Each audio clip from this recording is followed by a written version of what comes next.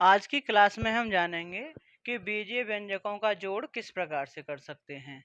4 question यहाँ पे हैं, एक एक करके इन्हें सॉल्व करते हैं। तो पहला क्वेश्चन है 8a माइनस 2b और 2a प्लस 2b को जोड़ना है।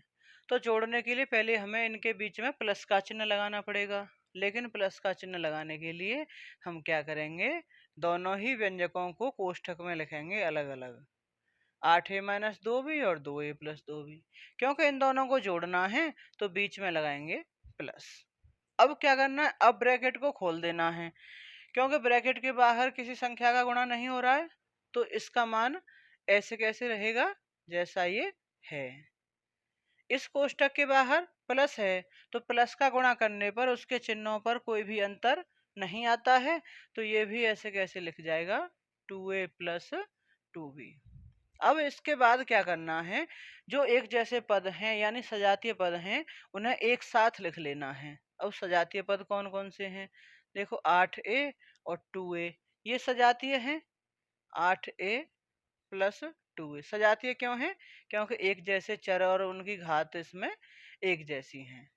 दूसरा -2b प्लस 2b, b और b है ना दोनों में, तो ये सजातीय हैं, इन्हें एक जगह लिख लेंगे। अब 8a और 2a कितना हो जाएगा 10a, और -2b प्लस 2b, इतनी संख्या माइनस की हो इतनी प्लस की हो तो उसका आंसर क्या आता है 0, तो ये हो जाएगा 10a और ये हो जाएगा इसका राइट आंसर। आगे अब हम देखते हैं 3 संख्याएं, इसमें तो 2 व्यंजक थे, इसमें 3 व्यंजक हैं, 3 को जोड़ना है। काम वही करेंगे, पहले तीनों व्यंजकों को लिखेंगे कोष्ठक में। 5a प्लस 2b और इधर ए -2a माइनस 3b, क्योंकि जोड़ना है तो प्लस लगा लेंगे बीच में। अब कोष्ठकों को खोल देना है। 7a माइनस 4b, इधर ये प्लस 5a प्लस 2b, और देखो बाहर प्लस है तो इसके चिन्हों पर कोई भी फर्क पड़ने वाला नहीं है। ऐसे कैसे लिखा जाएगा ये। अब सजातीय पद यानी एक जैसे जो पद हैं उन्हें एक पास लिखेंगे। देखो 7a 5a और -2a, ये एक जैसे पद हैं यानी सजातीय पद हैं। 7a plus 5a minus 2a एक जगह लिखेंगे इन्हें, और जो b वाले टर्म हैं उन्हें एक पास लिखेंगे। माइनस के 4b है, प्लस का 2b है, और ये माइनस का 3b है।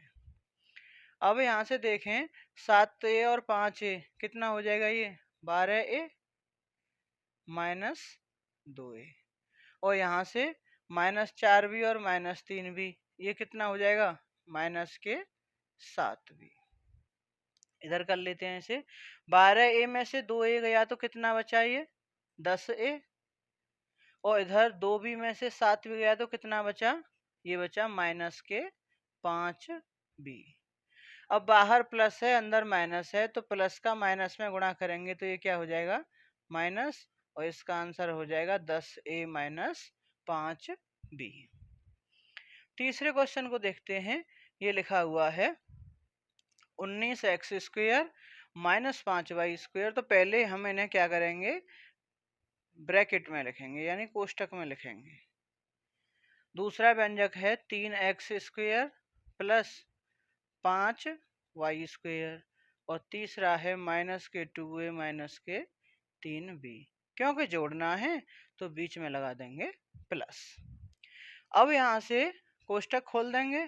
19x square minus 5y square, इसके बाहर केवल प्लस है, तो प्लस से उसके चिन्हों में कोई भी परिवर्तन नहीं होगा, तो वो व्यंजक ऐसे कैसे लिखा जाएगा। इस कोष्ठक के बाहर भी प्लस है, तो इसके चिन्ह भी ऐसे कैसे रहेंगे। अब सजातीय पदों को एक साथ लिखेंगे। एक्स स्क्वायर वाले पद कितने ये देखते हैं। एक तो 19x स्क्वायर, एक 3x स्क्वायर, एक पास लिख लेंगे इन्हें, 19x square plus 3x square. दूसरे वाई स्क्वायर वाले दो पद हैं, और ये हैं माइनस के 5y स्क्वायर और ये प्लस के 5y स्क्वायर। और कुछ सजातीय पद हैं, देखो a ए के साथ कोई नहीं है और बी के साथ भी कोई नहीं, तो इन्हें अलग अलग लिखेंगे ऐसे कैसे। अब ये है 19x², ये 3x², तो 19 और 3 हो गया 22x²। इधर -5 + 5 तो ये कितना हो गया 0, और इधर -2a -3b, ये ऐसे कैसे रहेगा। तो ये हो जाएगा 0 का तो कोई मतलब नहीं होता, 22x² -2a -3b, और ये हो गया इसका राइट आंसर। अब बात करते हैं फोर्थ पार्ट की इसकी। यहाँ पे भी 3 व्यंजक हैं, तो तीनों व्यंजकों को हम पहले क्या करेंगे, कोष्ठक में लिख देंगे। x² + 3y², और ये है x² - y²। अब क्योंकि इसे जोड़ना है तो प्लस लगा देंगे। अब कोष्ठक खोलना है, इसके बाहर कोई भी संख्या नहीं है इधर, तो ऐसे कैसे ये कोष्ठक ओपन हो जाएगा।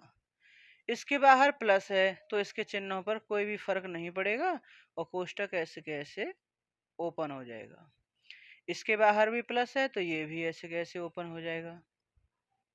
अब यहाँ से सजातीय पदों को एक साथ लिखेंगे। यहाँ देखो x² वाला पद एक ये है, एक ये है और एक ये है, तो तीनों को एक साथ लिख लेंगे। 2x² + x² + x² प्लस दूसरे कोष्ठक में दूसरे सजातीय पद, एक तो है -y², एक +3y² ये वाला, और एक -y² ये वाला।